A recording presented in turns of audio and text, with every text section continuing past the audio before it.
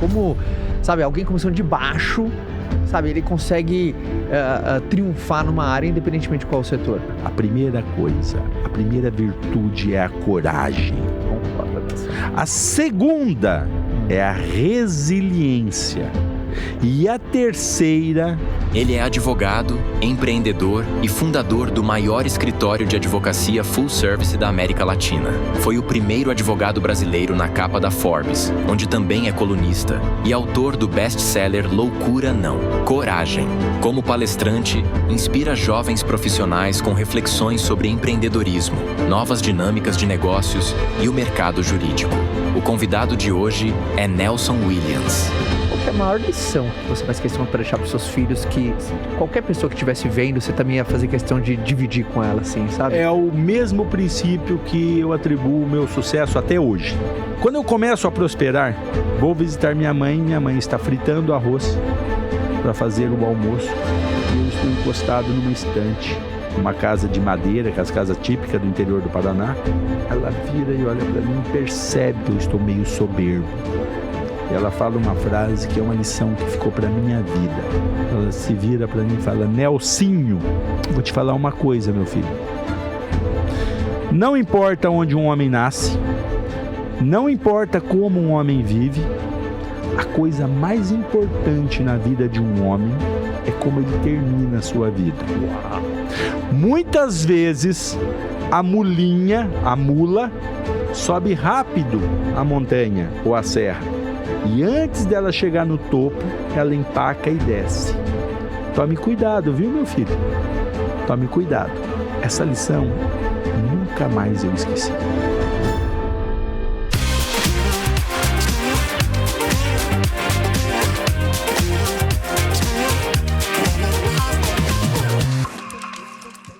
Turma, recado rápido de um dos nossos patrocinadores, que é a Trinca. A Trinca lançou a temporada 2025 e você não pode ficar de fora. Agora, o Vibra São Paulo é a casa da Trinca. Estamos em cartaz na maior casa de shows de São Paulo e transformamos ela na maior sala de aula do Brasil. Conteúdos inéditos, temáticos, ou você pode comprar o Annual Pass ou ir em umas sessões, cada sessão tem um tema diferente. Ou seja, a Trinca 2025 veio com tudo, tá uma loucura e você não pode ficar de fora. Uma das cadeiras da melhor e maior sala de aulas do Brasil tem que ser sua. Eu, Flávio Joel, contamos com você. Clica no link para garantir o seu ingresso ou no QR Code que está aparecendo na sua tela, tá bom? Te vejo na Trinca 2025. Agora, vamos ao episódio. Tchau. Sejam todos muito bem-vindos a mais um episódio do Como Você Fez Isso. E como vocês viram nossa introdução, hoje temos um convidado muito especial e eu tô bem animado para fazer boas perguntas, que eu tenho certeza que vai ter muito insight, muita provocação. Então eu queria que a nossa produção recebesse com uma salva de palmas Nelson Williams. Palmas para ele.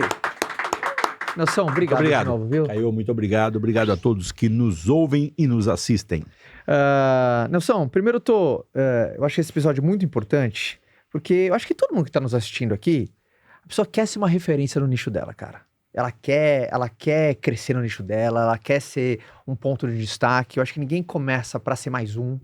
Acho que todo empreendedor com aquela chama mesmo, cara, de querer fazer diferente, querer fazer mais, melhor, ele quer se destacar, independentemente de qual que é o setor dele. Tem gente que nos assiste aqui, que é do varejo, que é da educação, que é da indústria, que é do agro, que é do setor jurídico. E eu queria muito navegar na tua história, porque eu acredito que existe uma lógica no caos das pessoas que se destacam fortemente. Eu acho que o sucesso deixa rastro. Eu sempre acreditei isso, piamente, que eu sempre fui muito observador, assim, cara. Eu acho que o sucesso deixa rastro, deixa pista. Eu não acredito numa formulinha exata, mas eu acho que o sucesso deixa bons rastros. E eu queria navegar, porque você viu que o nosso podcast é muito sugestivo, né? A partir do como, que a pergunta é a palavra mais buscada no YouTube. Olha isso, Nelson, as pessoas estão lá, como, cara? Como? Né? Então eu quero trazer esse como para você. Como, Nelson? Como se transformar referência numa área? Como, sabe, alguém começando de baixo, sabe, ele consegue triunfar numa área, independentemente de qual setor? Bom, lógico que não é, né, Caio? Não é uma coisa tão simples. Desculpa, eu vou até mudar aqui. Eu vou falar, não é fácil. Sim. Mas na minha percepção é muito simples. Não quer dizer que seja fácil. Nem tudo que é simples é fácil de colocar em prática, mas é simples. Como você fez isso? Como que o Nelson fez isso?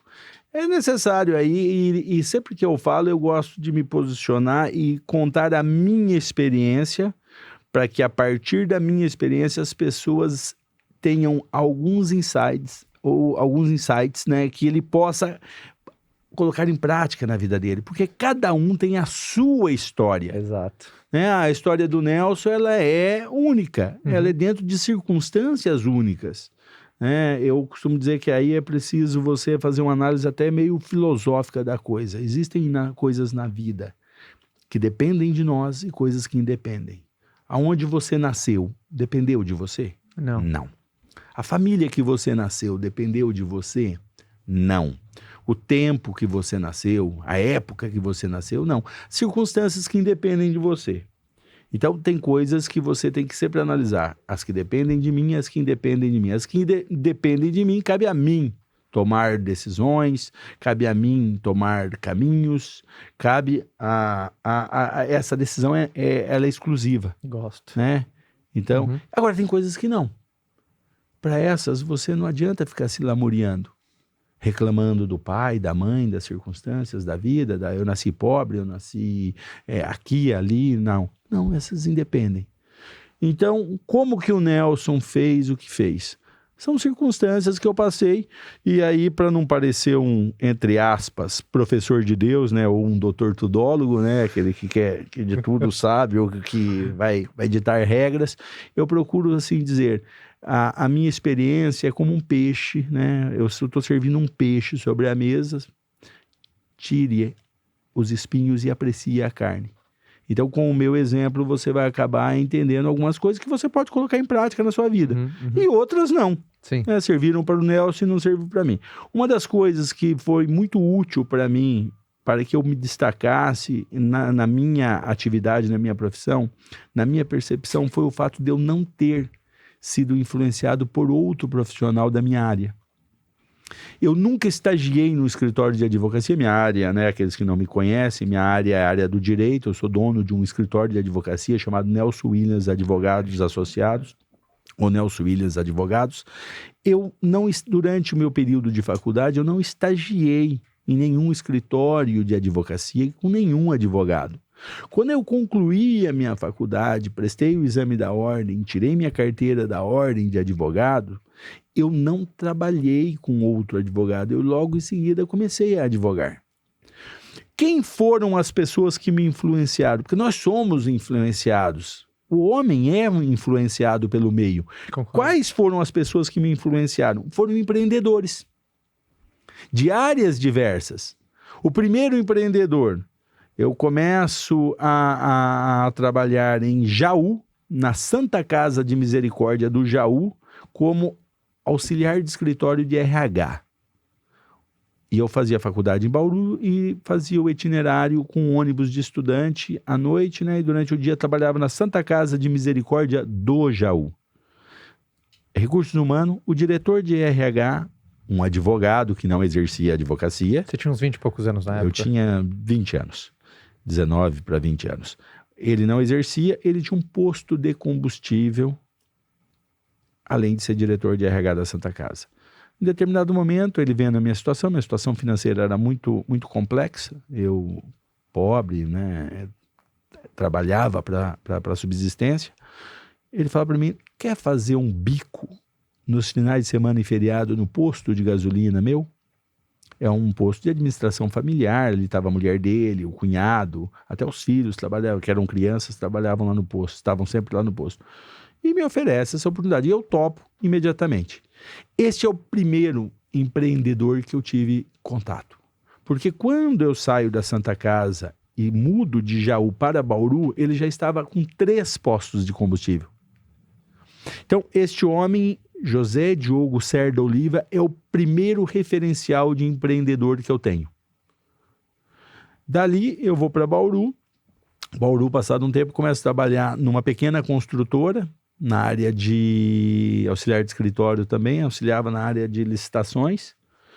E ali eu tive contato com 3 outros empreendedores que eram o dono dessa pequena construtora. Uma construtora chamada Apoema. Essa construtora vem a sucumbir, quebra. e eu sou mandado embora. Um dos donos, quando vai me dispensar, sabendo da minha situação financeira, econômica extremamente frágil, oferece para mim se eu não quero uma oportunidade numa pequena prestadora de serviço que era da cunhada dele, também uma empresa de administração familiar. Seu Siegfried Karg, um alemão, 2 filhos sócios. O Siegfried Karg filho e a Kate Karg. Ela, advogada de formação, é bacharel em Direito e advogada, mas também não exercia a advocacia, exceto naquelas coisas pontuais da empresa deles. Eu vou para lá e sou contratado como auxiliar de RH, de escritório no RH. E ali eu fico até a conclusão da minha faculdade. Esta família, o seu Siegfried Karg, esta família é a terceira referência de empreendedorismo para mim. Então, eu sou influenciado por esses 3, nesse primeiro momento. Eu, na época, congregava na primeira igreja batista de Bauru, e ali tinham pequenos empresários, também que me influenciaram. Termino a faculdade. Nesta época, eu não visitava muito meus pais em Jaguapitã, cidade onde eu cresci. Eu nasci em Cianorte, mas cresci numa cidade chamada Jaguapitã, uma cidade de 10 mil habitantes. Você nasceu em Cianorte, do lado de Maringá, né? Ao lado de Maringá. Que legal. Aí eu vou visitar meus pais e vou todo orgulhoso, porque eu fui o primeiro a concluir o curso superior na minha família, naquele primeiro grau familiar. Uau, legal, cara. E realmente, meu pai semi-analfabeto, minha mãe semi-analfabetos, ambos, agricultura de subsistência. Eu vou visitá-los orgulhoso. Eu concluí a faculdade. Chego lá, tomo um balde de água fria. Meus pais, meus amigos, tá assim de bacharéis em direito. Isso não quer dizer nada. Uau. Volto para Bauru, procuro o seu Siegfried Karg, meu empregador. Seu Siegfried, eu gostaria de tirar 30 dias de férias que eu vou estudar para a ordem. Para prestar o exame da ordem. Tá bom, tiro 30 dias e estudo em 30 dias, Caio. O que eu não estudei a faculdade inteira, presto o exame da ordem e passo no exame da ordem. De prima. De prima. Aí eu volto para Jaguapitã. E lembre, quando eu falo volto para Jaguapitã, é ônibus. Sim. Tá? Não tinha carro, não tinha nada. Volto para Jaguapitã, agora eu sou advogado. O que eu escuto, Caio? Agora sim, ou A não? advocacia já passou, já foi a época. Está assim de advogado, passando fome. Ok. Eu volto para Bauru, vou falar com o seu Siegfried. Eu, até então, tenho o cargo de auxiliar de escritório. Uhum. Seu Siegfried sempre muito carinhoso comigo. Eu meio que fui assim, acolhido. Sim. Na família dele, sem ser da família, lógico, mas ele foi muito carinhoso, essa família foi muito carinhosa comigo. Volto e falo, seu Siegfried, agora eu sou advogado. Perdão. Imagina. Agora eu sou advogado. Eu gostaria que mudasse meu cargo na minha carteira de trabalho para advogado e, se possível, né, eu gostaria que mudasse meu salário. Eu tinha salário de auxiliar de escritório. Sim. Seu Siegfried olha para mim, Nelson, a nossa empresa é uma empresa familiar. Minha filha já é advogada. Essa empresa não comporta 2 advogados. Não, seu Siegfried, não. Ô, seu Siegfried. Mas então eu vou pedir demissão. Como assim você vai pedir demissão? Vai fazer o quê? Eu falei, vou advogar. Vou advogar, ué. O senhor sabe, eu fiz a faculdade a duras penas. Uma dificuldade tremenda. E agora que eu sou advogado, eu não posso continuar como auxiliar de escritório, recebendo o mesmo piso de auxiliar de escritório. Nelson, aqui a minha posição é essa. Eu desci, era um sobrado, eu desço, datilografo na máquina de escrever, Olivetti. Na máquina de escrever. Datilografo, eu aviso prévio e pum, entrego para ele. A hora que eu entrego o aviso prévio para ele, Caio, ele olha para mim e fala assim, você vai cumprir aviso prévio? Eu falei, não. Ele falou, eu vou descontar. Sem problema. Você sabe que quando pede demissão, você já tirou férias, né? Tinha tirado férias para prestar o exame da ordem, para estudar. Não tem férias para receber. Não tem fundo de garantia. E a tua rescisão vai ser negativa. Eu falei, não tem problema, seu Siegfried. Eu não fiz uma faculdade a duras penas para que nada mude na minha vida. Agora, Uau. Caio, por que eu fiz isso? É importante aqui, eu fiz isso de maneira translocada, de maneira sem pensar? Não. Durante a faculdade, e aí a importância do network. Durante a faculdade, havia Bauru, e aí é importante você contextualizar Bauru. Tá. Bauru fica no centro do estado de São Paulo, cerca de 300 mil habitantes. A faculdade mais tradicional de direito do interior está lá, que é a Instituição Toledo de Ensino. 90% dos alunos ou são filhos de advogados, promotores, juízes ou ligados ou são ligados a serventuários da justiça. Sobra 10%, que desses 10, uns 8 devem ser filhos de empresários ou profissionais liberais da cidade. Sobra uma minoria na mesma situação minha. Durante a faculdade, eu não era o Nelson Williams, nem o Nelson Williams Fratoni Rodrigues, que é meu nome completo. Eu era o alemão, eu não tinha nem nome. Aqui é importante nós contextualizarmos a realidade do Nelson em 1990 a 1995. Era conhecido apenas como um alemão. O alemão. E detalhe, na faculdade, por eu ter que trabalhar durante o dia, normalmente eu chegava atrasado, ônibus circular, eu recebia o meu vale transporte, imediatamente eu vendia meu vale transporte para poder complementar a minha renda. E conforme eu precisasse usar ônibus, eu pagava. A maioria do trajeto eu procurava fazer a pé, para não gastar. Então era uma situação realmente extrema. Só que na faculdade, tem mais um detalhe, eu era meio isolado. Eu já tinha um certo complexo de inferioridade. Tinha? Tinha um complexo. Sabe, aquele negócio de ser pobre, de ser discriminado e tal. Eu já tinha, assim. Então eu procurava não me relacionar também muito com as pessoas, não, sabe? Eu não vou falar que o problema fosse das pessoas, o problema era eu. Sim. Eu não queria muita graça. Sim. Eu não podia pagar o valor para formatura. Eu não pagava para festa de formatura. Eu não tive beca, eu não tive nada. A única foto que eu fiz de cortesia, que fizeram uma foto minha, me emprestaram uma beca para eu posar para foto de formatura, a foto queimou. A foto queimou, que na época não era digital, queimou. Era filme, queimou. E então, na faculdade eu era meio isolado e tal, e tive amizade com poucos. Uma dessas pessoas que eu tive amizade era um médico fazendo a segunda graduação na mesma classe que eu. Dr. Antônio Sebastião Urias Cabreira.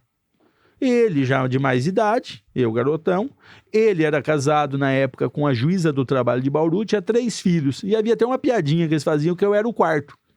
Porque esse generosamente me acolheu. Tá.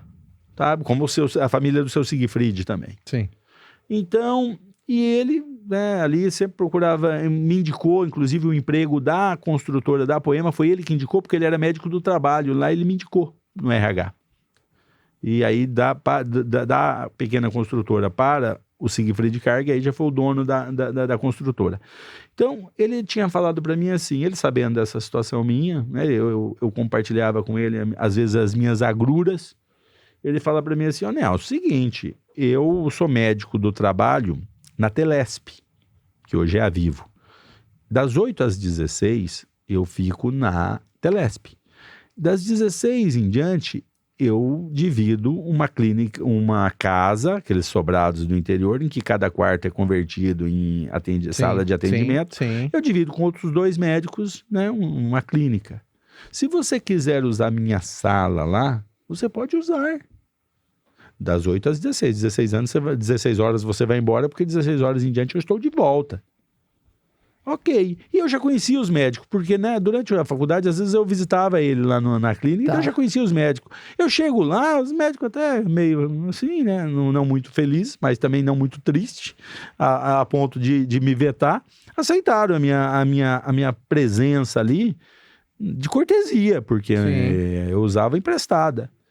As pessoas, quando eu começo, os primeiros clientes meus foram esses médicos, dali da clínica já, alguns irmãos da igreja, e passado algum tempo, depois que eu peço demissão do seu Siegfried, o próprio Siegfried. Mas não, já começava ali, então. O seu escritório começou na clínica médica. Porque quando eu peço demissão com o seu Siegfried, ele aceita a demissão. E eu saio com a rescisão negativa. Passado, sei lá, 2, 3 meses, o seu Siegfried foi o meu primeiro cliente mensalista. Que legal, cara. Tá? Mas quando eu faço tudo isso, eu não faço à toa. Eu faço porque eu tinha um plano B. Aí é importante as pessoas, né, terem essa percepção que você tem que usar a sua cabeça para pensar. Você tem que planejar, você tem que administrar. Você tem, muitas vezes, ter plano A, B e C. Eu, no caso, era só o B. Era aquele. Se aquele não der certo, eu tinha o C? Não. O C, não. Eu não tinha o C. Eu tinha o plano A e o plano B. Se o Siegfried aceitar a minha reivindicação de ser contratado como advogado e aumentar meu salário. O B, pedir demissão.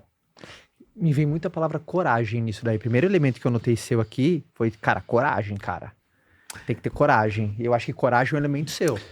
Caio, o filósofo, eu gosto muito de filosofia, e o filósofo já disse que a coragem é a primeira das virtudes. Gosto disso. É a que garante todas as demais. Gosto disso.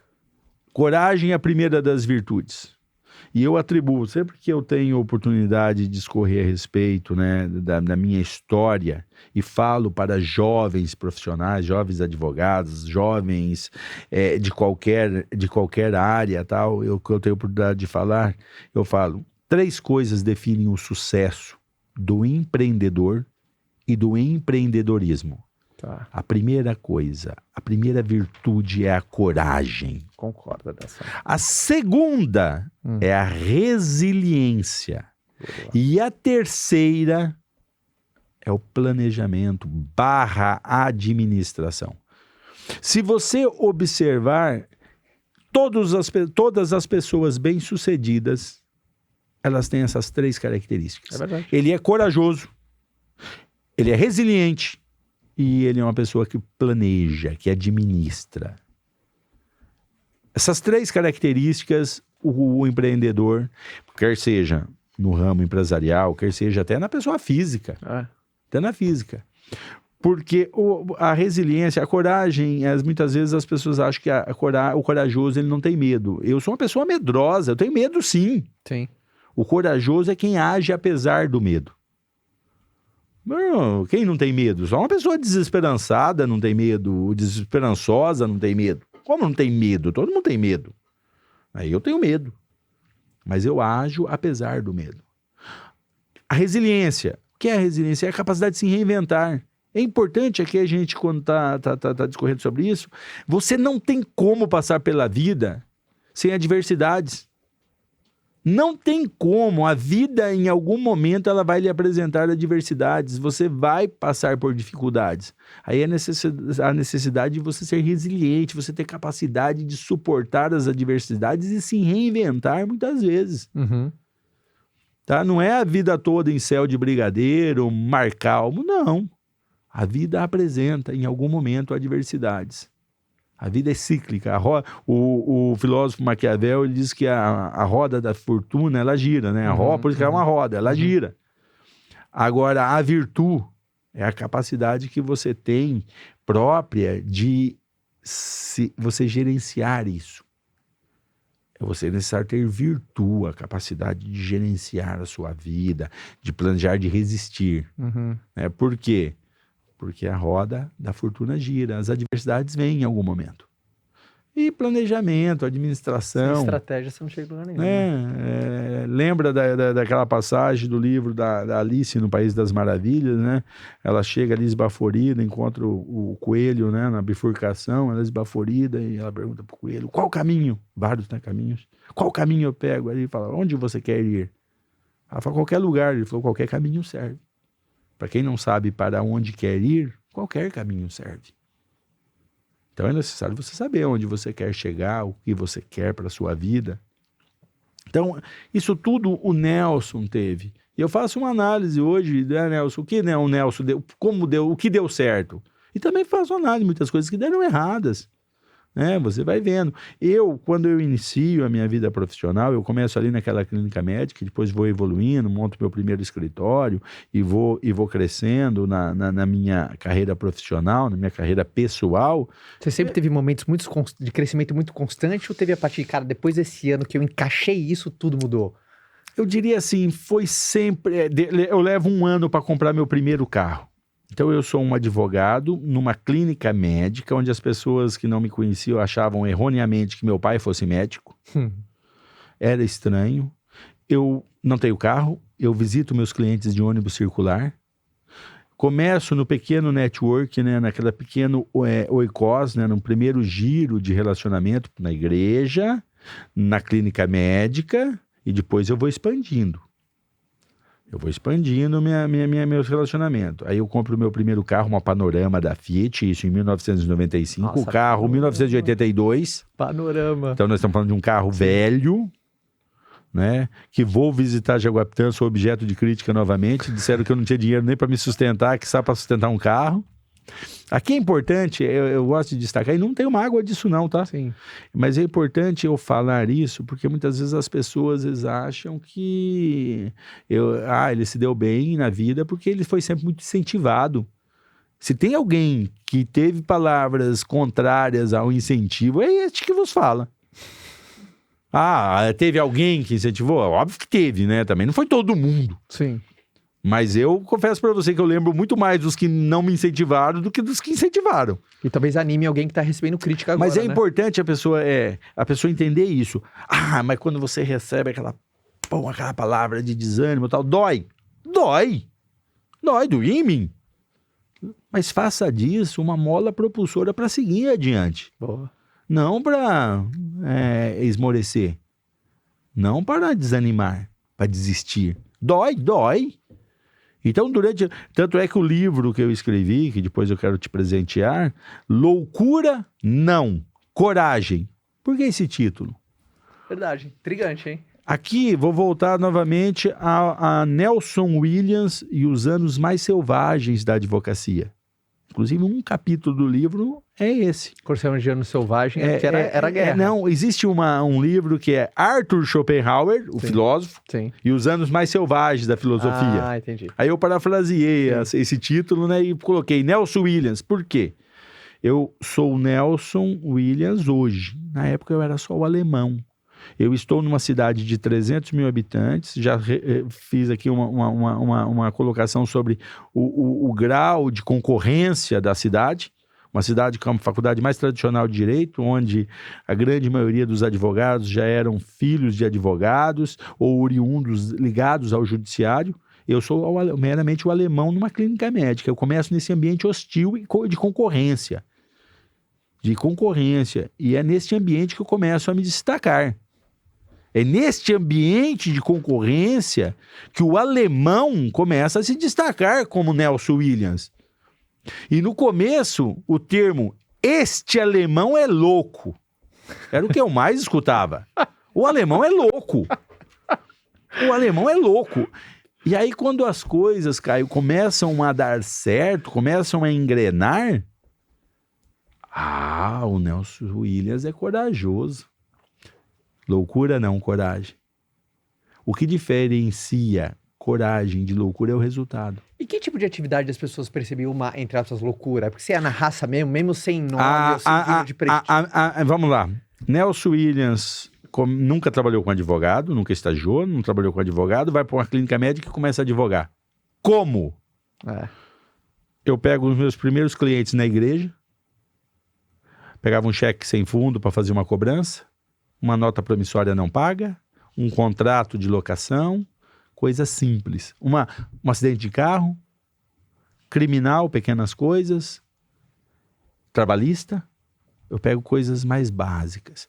Vou para a clínica médica, datilografo, nós não temos computador, vamos lá, datilografo numa máquina Olivetti, a petição. Vou até um irmão da igreja que já faleceu, José Maria Estevão, que era procurador da Unesp, e peço para ele corrigir minhas petições. Uau. ele prontamente corrige minhas petições. Volto na clínica, refaço o trabalho e começo assim. Passado pouco tempo, eu tenho a minha primeira estagiária na clínica médica.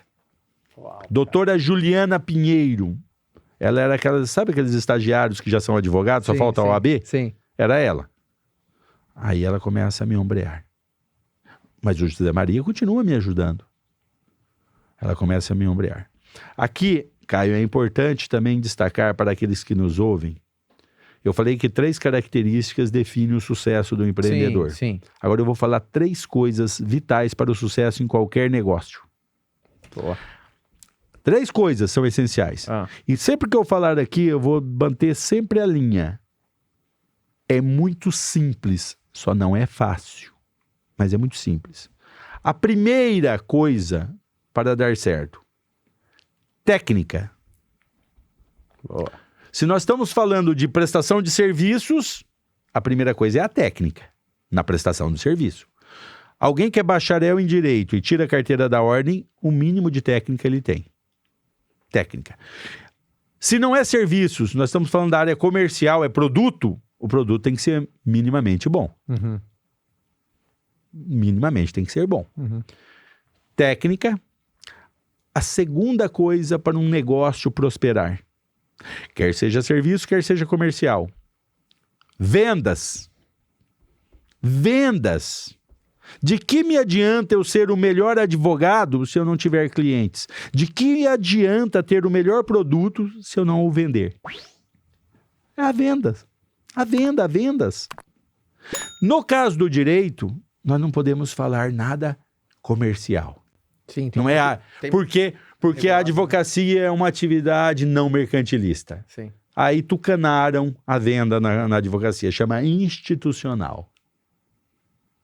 Que no comercial é vendas. Sim. Então, você tem a área institucional, que é o quê? A busca pelo cliente. Isso na prestação de serviço é a busca pelo cliente. Técnica, institucional e a terceira, administração. Quando o Nelson inicia na clínica médica, o que nós temos? Eu sou a técnica. Eu, Nelson, sou o institucional, que busca clientes. E eu, Nelson, sou o que faço o depósito do honorário no banco e vou lá buscar meu talão de cheque, controlo minha contabilidade, controlo o caixa. Na clínica, rapidamente, a secretária da clínica já se torna minha administradora. Opa, ó. Eu já passo para ela essa função. Tá bom. Eu ainda continuo com o técnico e institucional. Uhum. Quando a doutora Juliana Pinheiro torna-se minha estagiária, ela começa a me ombrear no técnico. Eu fico sozinho no institucional. Que é vendas. Que é vendas. Boa. E logo depois eu vou agregando, quando eu saio dali, eu começo a montar núcleos. Este núcleo é civil, esse é trabalhista, esse é o núcleo administrativo e esse é o núcleo institucional. E começo a escalar isso. É muito simples de entender. É muito simples, porque isso é a origem, é a gênese da coisa. E você sempre debruçado nessa área, né? Sem perder o foco. Tá. Porque acontece, você tem que tomar cuidado que como você começa a prosperar, muitas oportunidades de você desviar o foco aparecem na sua vida. Não que você não possa variar seu portfólio de serviços, no caso até pode, de atividade. Mas você só pode fazer isso quando você estiver muito seguro naquele seu. Boa, importante isso, Nelson. No começo, quando eu começo minha carreira, começo a ganhar nome e tudo mais, eu começo tudo isso em Bauru, que é importante aqui destacar, e sem soberba, porque soberba é mentira e humildade é verdade. Eu, com 27 para 28 anos, eu comprei meu primeiro avião. Antes dos 30, eu estava no segundo avião. Aquela Panorama, que foi meu primeiro carro, eu troquei no meu primeiro número de celular, no meu primeiro aparelho celular. Quando eu ganhei um cadete, parte de um cadete GS 1990, com parte de honorário. Então eu vou tendo a evolução, vou evoluindo e eu vou escalando tudo isso. Então, tem como você entender como o Nelson se tornou. Depois escalei isso numa esfera hoje alarmante, né? Depois variamos também, começamos a entrar em outras áreas de atuação, temos corretora de seguros, temos outras áreas. Mas a origem é essa, ali em Bauru, onde eu deixo de ser um ilustre desconhecido, passo a ser o Dr. Nelson Williams e começo a crescer ali e venho para São Paulo. Em 2001 eu mudo para São Paulo. Agora aqui é importante retroceder 2 anos. Janeiro de 1999, eu inauguro e nós fundamos a Nelson Williams de Oliveira Advogados. Tá. Estou em Bauru, já grande, proporcional àquele meu início. Estou grande em Bauru e precisamos agora abrir nossa empresa. E eu já tinha o sonho de ter uma empresa. Eu queria ser um empresário bem-sucedido. Eu vou abrir uma empresa de advocacia. Ok. Oliveira também, concorda? Oliveira é meu primeiro sócio. Vamos abrir a matriz em São Paulo. Como assim São Paulo? A nossa matriz é Bauru. Sim. São Paulo a gente tem alguns negócios, já tínhamos alguns clientes que a gente vinha aqui. Não, eu falei, Oliveira, para e pensa. A venda ela é muito mais fácil de vender o serviço a hora que a gente tira um cartão e a matriz é São Paulo. E imediatamente a gente abre a filial Bauru. Ó a coragem aí de novo. Nós vamos em São Paulo, vamos alugar uma sala no Conjunto Nacional na Avenida Paulista. Conjunto Nacional. Uma salinha, se não me engano, 40, 60 metros quadrados. Vamos pôr uma secretária lá para atender telefone. E imediatamente já abrimos a 0002, que é a filial de Bauru. E aqui a gente continua. Porque a hora que a gente entrega um cartão e fala, nós somos advogados e temos a matriz é São Paulo, as pessoas têm uma outra percepção. Tem uma dimensão de grandeza. E a hora que a gente fala que é na Avenida Paulista, não tem um que não saiba que a Avenida Paulista é uma referência em São Paulo. Verdade. E a hora que você vai além, que ele perguntar onde da Avenida Paulista, você fala Conjunto Nacional, como que ele não vai saber onde é? É verdade. Isso é uma técnica de vendas. Lembre que eu te falei antes de nós começarmos o nosso podcast, quando pergunta para mim, Nelson, qual é seu hobby? Eu não pratico nenhum esporte, nunca pratiquei. Meu hobby é comunicação e marketing. Eu amo comunicação e marketing. E isso é desde a época dos bancos da faculdade. Tanto é que no início da minha carreira, quando eu começo a me destacar e a prosperar, era muito comum, o Nelson Williams não é advogado, o Nelson Williams é marqueteiro. O Nelson Williams não é advogado, ele é um vendedor. E parece que é numa área de elogio, né? E eu sempre recebi com muito orgulho, muita honra esses 2 títulos, mas eu sou um advogado, marqueteiro e vendedor. Por quê? É máquina de crescimento. Porque, veja bem, isso, né, cara? o que é uma tese jurídica? O que é uma defesa? Nada mais é do que a venda de uma ideia fundamentada nas bases legais. Em cima da técnica. Exatamente. Nada mais é. Quando eu estou diante de um juiz sustentando uma tese, eu estou vendendo a ele uma ideia com base na lei. Com base legal. É venda. É que as pessoas, eu acho que assim, erroneamente tinham, né? Hoje diminuiu bastante, com alguns bons vendedores que nós já temos, que são referência. Citamos aqui João Adib, meu amigo, nosso amigo, e outros, né? Então, eu acho que esse título de vendedor, ele hoje não é tão pejorativo. Mas era uns 10 anos. Mas na advocacia, lá atrás, eles queriam rotular isso como algo pejorativo, que não é. E este é um erro que muitos cometeram e muitos ainda cometem. E você naquela época, você não estava nem aí mas imagina, não estava nem um pouco preocupado. E eu gostava de uma polêmica. Então, quanto mais quisesse polemizar, mais vamos polemizar. Pô, já apanhava em casa, não tinha apoio. Imagina, o couro ficou grosso em casa com meu pai.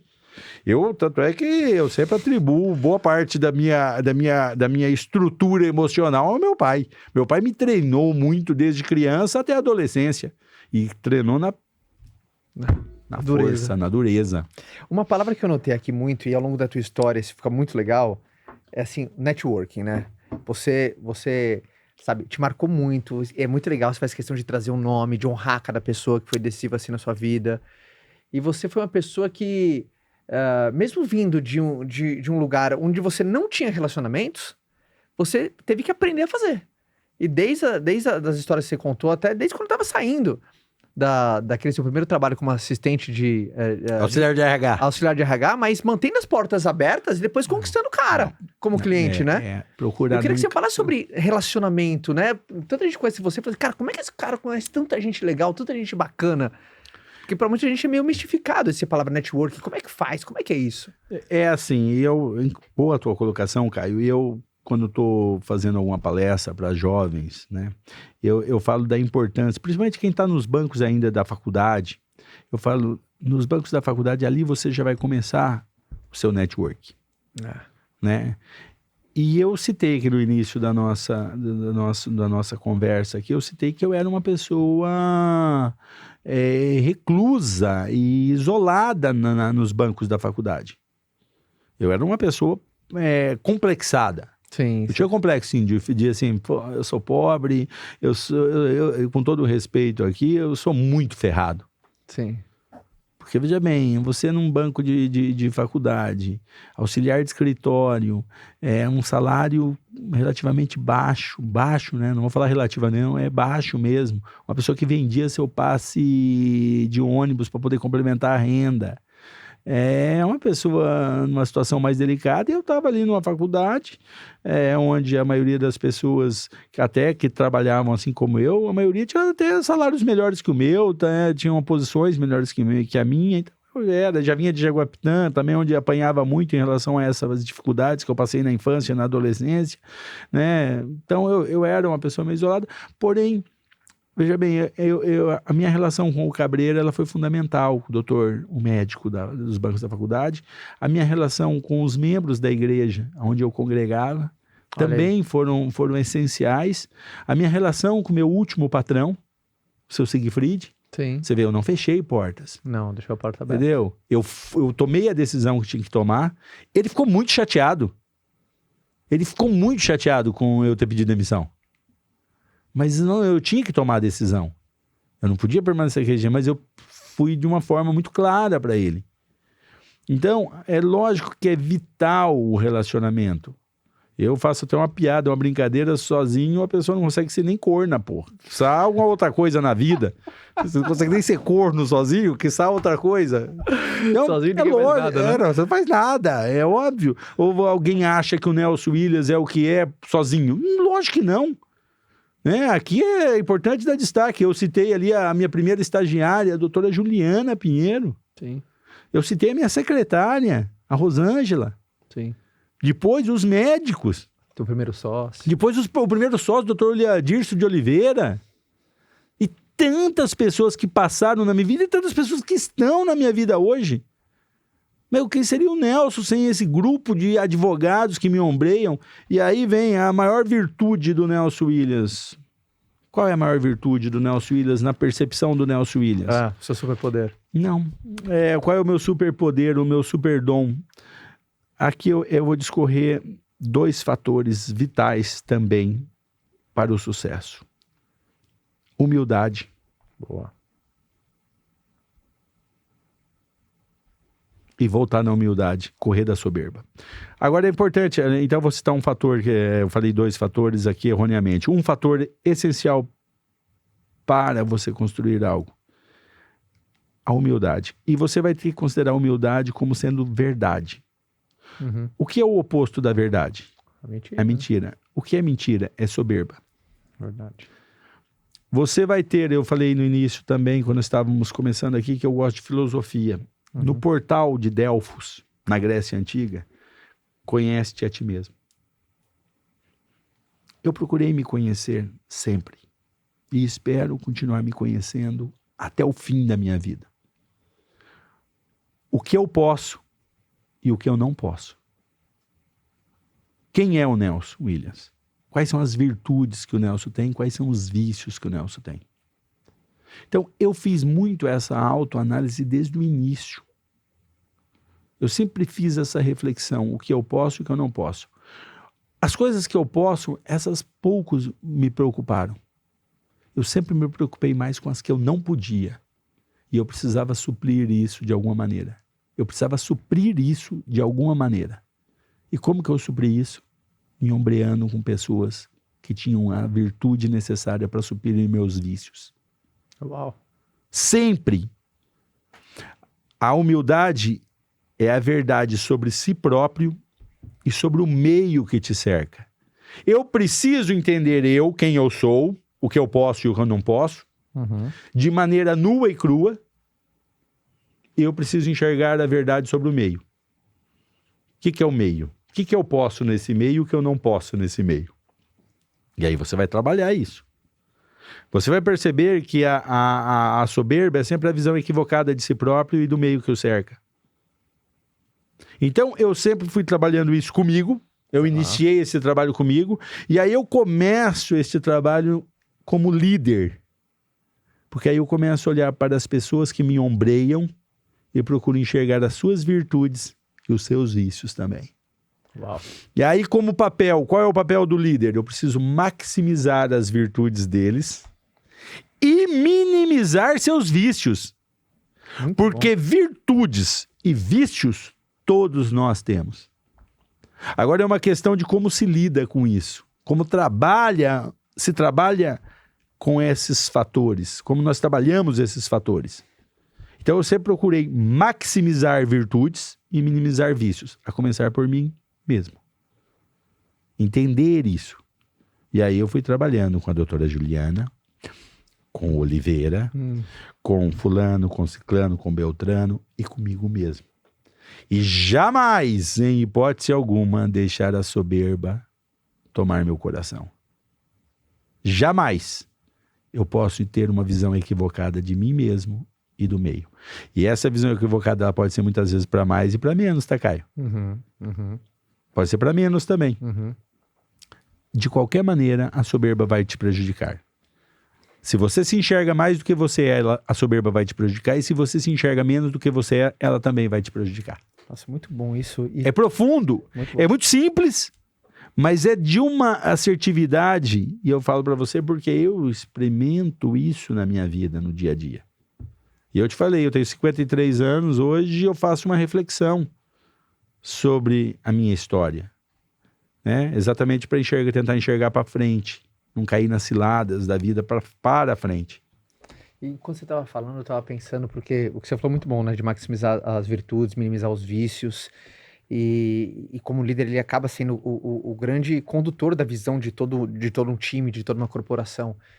E uma coisa que foi decisiva na sua história, eu queria que você falasse um pouco, porque mesmo dentro de um setor, talvez eu use uma palavra forte, não está vindo uma outra, dentro de um setor onde historicamente é castrada a vontade de vender, né? Porque eu falo assim, cara, não né? Então de crescer sempre teve, mas aquela venda não pode, né? Venda é uma coisa ruim, e instalar esse DNA de expansão dentro, você vê, tem algumas áreas que tem um pouco mais, vamos falar assim, um desafio maior, né? Por exemplo, a área médica tem um desafio também muito maior, na área do direito também, por ser uma área mais regulada nesse sentido. Mas você sempre colocou uma cultura muito de expansão e que crescer não é feio, né? Que vender não é feio. Vender não é feio, que a gente ser uma máquina de aquisição de cliente, porque a gente sabe a diferença que a gente tem, não é feio. Então você teve que instalar isso muito. Então como que você instalou dentro de um setor não óbvio? Né? Você fez uma coisa óbvia num setor não óbvio. Nós vamos voltar a Nelson Williams e os anos mais selvagens da advocacia. E óbvio que ele continuou. Vamos lá. Primeira virtude. Coragem. Tá. Montesquieu, ele fala que as leis inúteis muitas vezes correm o risco de invalidar as úteis. Na minha atividade, ela é extremamente conservadora. Essa é muito boa. E nós temos um código de ética que tem melhorado muito, mas existem muitas regras que de ética, com todo respeito, não tem nada. Faz o quê? Faz uma reserva de mercado. Sim. Veja bem, se aquele Nelson Williams em início de carreira, o alemão, né? Não existe o Nelson Williams. O alemãozinho, numa clínica médica, andando de ônibus circular, se aquele Nelson Williams não tivesse coragem, aquele alemão não tivesse coragem de olhar aquilo e falar, isso daqui é inútil. isso aqui não pode. Eu tenho que ir atrás. Ninguém ia me procurar. Se eu ficasse sentado lá atrás da mesa do Dr. Antônio Sebastião Urias Cabreira. Se eu não vendesse meu serviço. Então, o que acontece? Dentro de um limite óbvio, eu tive coragem de encarar o sistema. Ser competitivo sem ser desleal. Ser competitivo sem ser desleal, mas tomei muita porrada. A representação da ordem era o que eu mais recebia. Agora, você imagina um garoto tomando porrada, eu não afinei. Por quê? Eu não era antiético. Eu não era antiético, não sou antiético. Mas aquilo é um absurdo, isso aqui é uma reserva de mercado. Como assim eu não posso captar clientes? Como assim eu não posso ir atrás de clientes? Eu vou fazer o quê? Eu vou sobreviver como? Eu vou pôr comida na minha mesa como? Sim, meu pai não tem escritório. Não, vou voltar para Jaguapitã Carpinar. Não tô herdando cliente. Que isso? Então, eu não afinei para aquilo. Eu não afinei para aquilo. Sobral Pinto, o grande jurista, o grande advogado, diz que a advocacia não é profissão de covardes. E existe muito covarde que se esconde atrás do código de ética da ordem dos advogados para não fazer nada. Ou para fazer pouco. Uau. Muitos. Isso é covardia. Então, eu não fui covarde. Fui corajoso. Eu falei para você, e o fato de eu não ter estagiado em escritório de advocacia e não ter trabalhado com advogados no início da minha carreira, montando meu escritório e criando uma estrutura, porque eu só fui entender um escritório de advocacia propriamente dito em 2008, tá? Então você pega um cara que começa a advogar em 95, ele vai entender o que é o escritório de advocacia em 2008.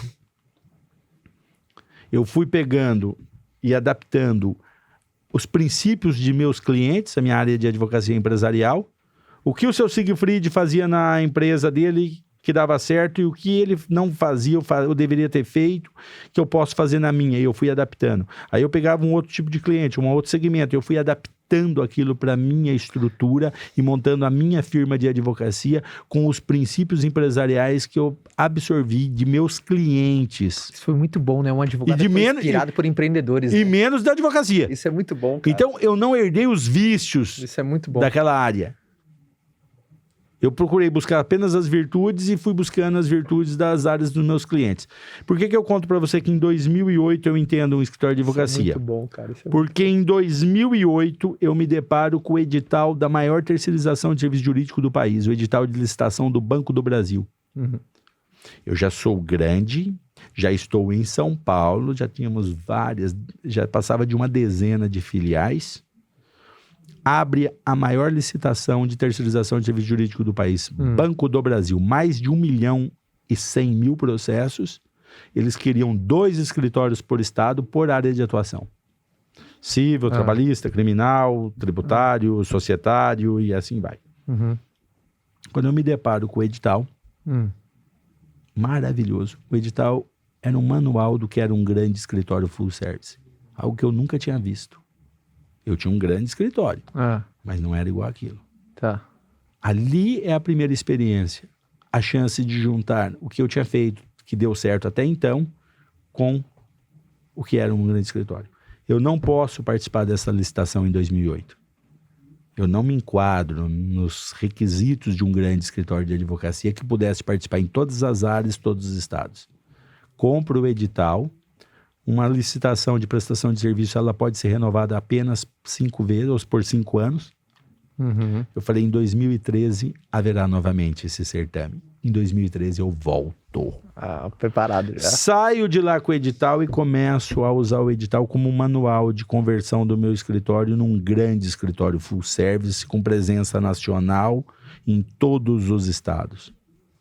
Viro o meu exército de advogados, funcionários, parceiros, associados, e começo a gabaritar o edital. Até 2013. Novembro de 2013, abre-se novamente o certame. Quase R$1 bilhão de honorários. 2 escritórios por estado, em cada área de atuação. A Nelson Williams participa para todos os estados, em todas as áreas. Praticamente ganhamos quase todas as áreas, todos os estados. Uau! 2013. Entre ganhar este certame e assinar este contrato foram 2 anos e pouco. Muita batalha. Era tribunal de contas. Eu acho que achava que ia assinar o contrato, só tínhamos a expectativa do contrato. A hora que achava que ia assinar o contrato, saiu uma liminar suspendendo. Achava que saiu uma liminar. Só que a minha vida seguiu. A partir dali, eu já estava em outra época. Muitos clientes presentes. A última filial aberta pela Nelson Williams numa capital foi Palmas em 2010. Ou seja, a filial da Nelson Williams mais nova tem 15 anos. 15 anos. Então, ali eu já estava atuando em todas as áreas, vários núcleos, peguei profissionais no mercado. Ora, formamos profissionais dentro da própria Nelson Williams, ora, buscamos no mercado, em outros grandes escritórios que tinham profissionais e tem profissionais maravilhosos e fomos montando a nossa estrutura. Nos tornamos um escritório full service, presente em todos os estados da federação, todas as comarcas nós temos processos, mais de 16 mil clientes, pessoa jurídica, né, no nosso portfólio de clientes ativos. Hoje nós trabalhamos, eu estava vendo esses dias, foram 745, a média de 745 novos contratos de assessoria jurídica por mês. Porrada. Talvez, às vezes, numa única tese, um único trabalho, uma única defesa, uma única ação, às vezes um contrato de assessoria mensal. Então, você tem hoje uma estrutura gigantesca, enorme, a maior estrutura da América Latina, né? E nasceu desse jeito. Se eu tiver, depender do tempo que eu tenho, eu consigo explicar tudo como aconteceu. E quem ouve vai entender que foi muito simples. Não é fácil, mas é muito simples. Tem enredo, tem lógica. É muito simples de entender a cabeça do Nelson e o funcionamento, como foi, como aconteceu. Não, foi... Cara, olha que loucura, né? Você fazendo... e é muito legal, né? Quando você vai nesse look back, que não tem melhor maneira de explicar o como do que você olhando para trás. Exato. É conectar os pontos, né? Exato. Desde, cara, um advogado que foi inspirado por empreendedores. Então fica nítido que o Nelson é um empresário na área do direito. Exato. Né? Então fica claro isso, né? Coragem. E essa pergunta, eu consigo sentir, eu falo que ambição tem cheiro. Sabe, quando assim, aquele desejo ardente de progresso. E dá pra perceber que eu acredito muito que progresso é um estilo de vida. Muitas pessoas falam, cara, como você se imagina com 90? Não sei, mas eu vou estar crescendo. Porque progresso é um estilo de vida. Eu acho que progredir faz parte do meu estilo de vida. E eu consigo sentir o cheiro da ambição, que eu vejo como uma coisa muito boa. As pessoas confundem ambição com ganância, né? É, diferente. Ambição é querer ser mais e melhor. Ganância é só para ser a qualquer custo. Uma pessoa que não é ambiciosa, a vida fica cinza. Porque é uma pessoa que decidiu parar de progredir. E na vida, se você não tá crescendo, você tá morrendo. Mas de onde vem essa chama, Nelson? Tem coisas que eu vou falar assim, Caio, a minha filosofia de vida nesse sentido é hoje melhor que ontem, mas menos do que amanhã. Muito bom. Essa desde o início foi minha filosofia. Hoje tem que ser melhor do que ontem. Nelson Williams hoje tem que ser melhor do que ontem. Muito bom. Agora, com certeza nós temos que ser menos do que amanhã. Porque amanhã nós temos que ser melhor que hoje. Muito bom. Então, você... eu vou te falar uma coisa. Eu gosto muito de citações. Existe uma do Aristóteles Onassis, o grande armador grego, né? Um dia, na época não existiam podcasts, né? E alguém estava... mas tinha entrevistas. Alguém o estava entrevistando e perguntou. Aristóteles Onassis, ele já de idade, você é um magnata, um homem muito rico. Mas percebemos que você não para, você é um homem muito ativo. O que o move? Ele falou, chega em determinado momento, não é apenas pelo dinheiro, mas pelo game. Não é só o dinheiro que move. Pelo desafio. É você estar no jogo, você estar ativo. Então não é apenas pelo dinheiro. Óbvio que o dinheiro é importante. Eu tenho um conceito que eu falo muito sobre dinheiro, né? Que as pessoas às vezes têm tabu. O dinheiro não é a coisa mais importante da vida. Mas a ausência dele afeta tudo que é importante na vida. Afeta a saúde, relacionamentos familiares, relacionamentos pessoais, afeta tudo. A ausência. Dinheiro não é a coisa mais importante. Mas a ausência dele afeta tudo que é. Nunca tinha ouvido essa ótica. Muito então bom. é importante ter essa percepção e não negligenciar isso. Né? Não negligenciar isso. E cada homem deve saber a medida de sua ambição, de sua ganância, daí no caso, ambição e tal. Então, a gente, óbvio que tem sempre esse desafio. Eu, por exemplo, sou louco pelo game.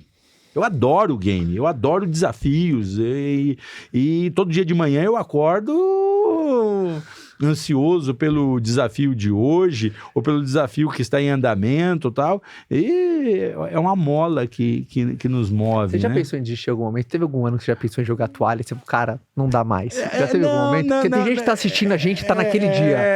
O cara tá naquele dia. Você falou, tá difícil demais. Não, ó, eu vou lhe falar.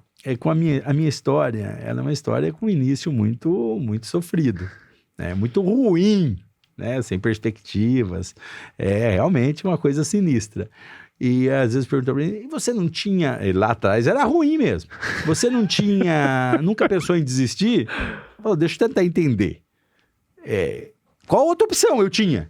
Eu não tinha opção de desistir. Muito bom. A outra era muito pior. Se tá ruim, a outra era pior. A desistência era pior.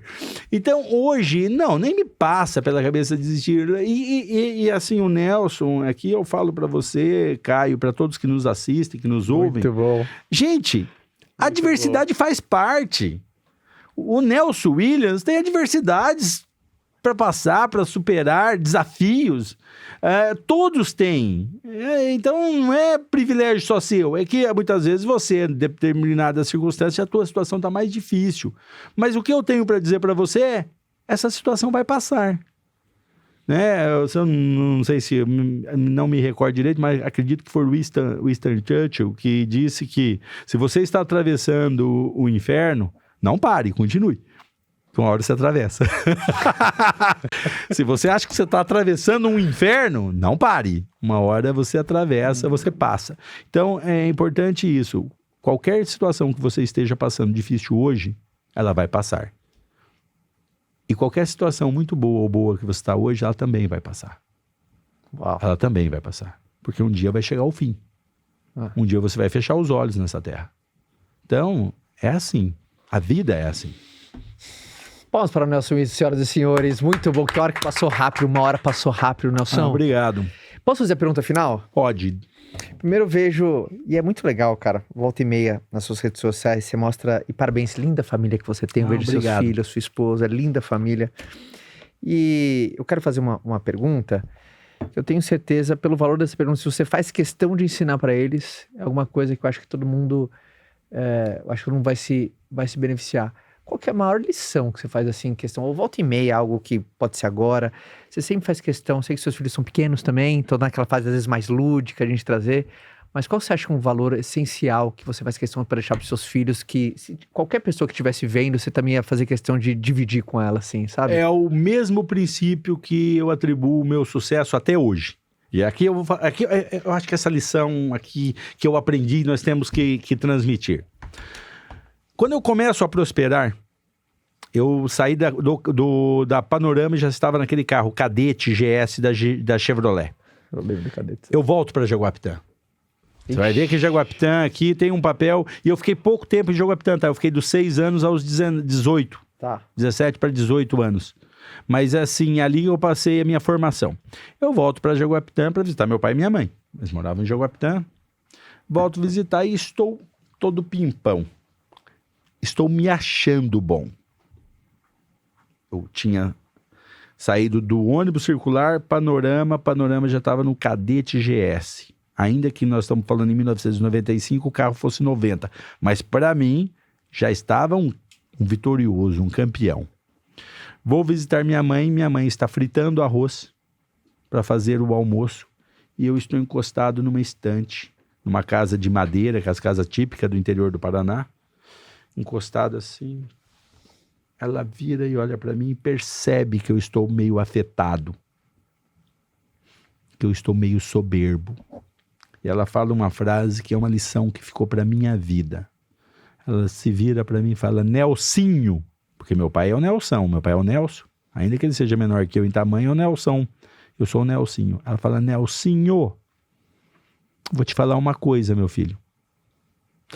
Não importa onde um homem nasce, não importa como um homem vive, a coisa mais importante na vida de um homem é como ele termina a sua vida. Uau! Muitas vezes, a mula, sobe rápido a montanha ou a serra. E antes dela chegar no topo, ela empaca e desce. Tome cuidado, viu, meu filho? Tome cuidado. Essa lição nunca mais eu esqueci. Eu gosto de uma máxima de Machado de Assis. Está morto. Podemos elogiar à vontade.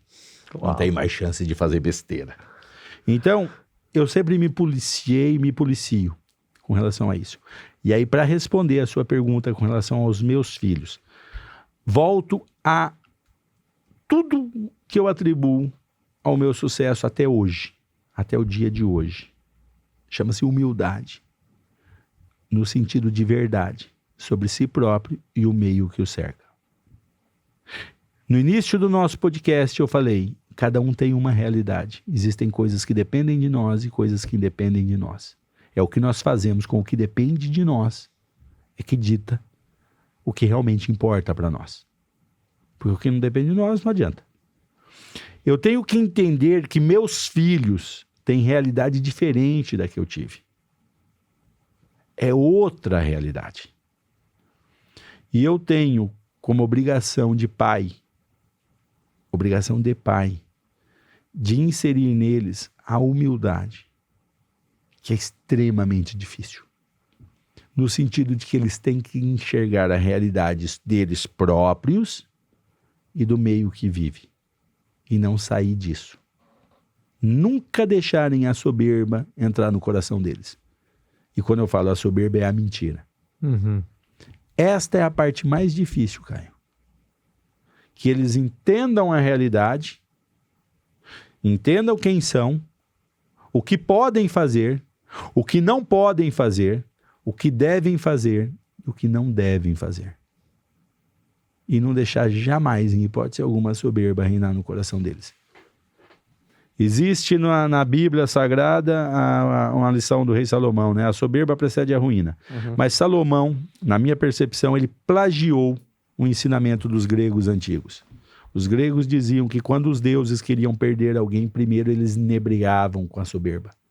Você vai perceber que esse conceito de híbris e virtude, né, da soberba, a híbris, né, que é a soberba, você vai perceber que os gregos já trabalhavam muito.